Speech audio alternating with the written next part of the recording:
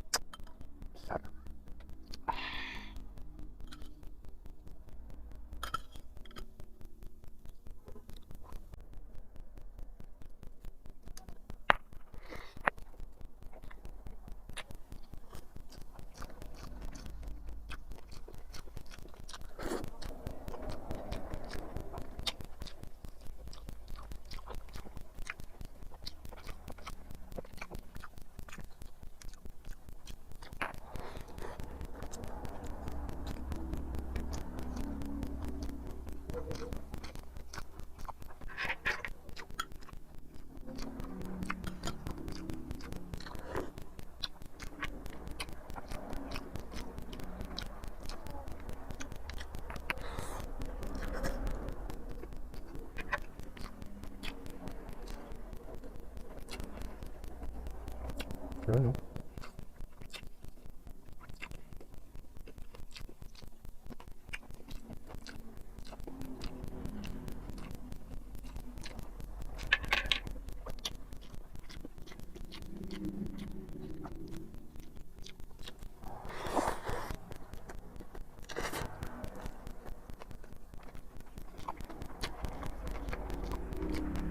Ang lambot ng laman mga idol.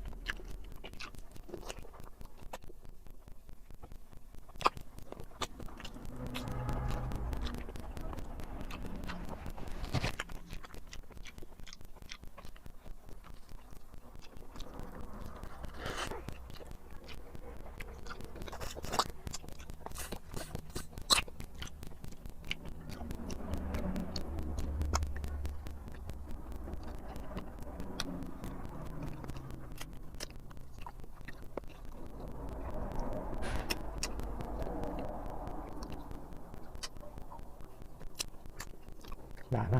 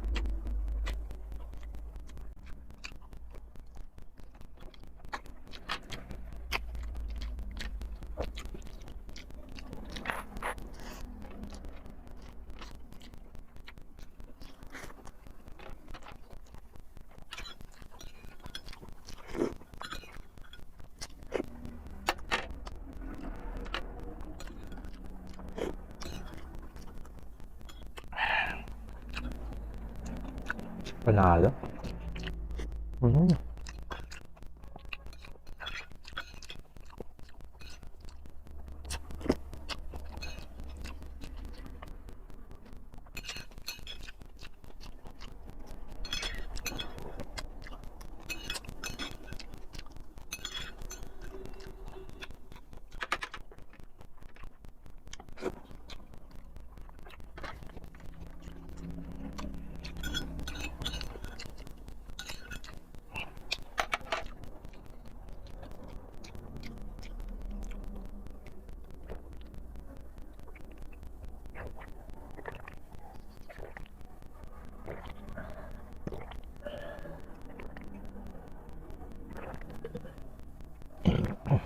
See you po ulit sa next vlog ko mga idol. God bless you all.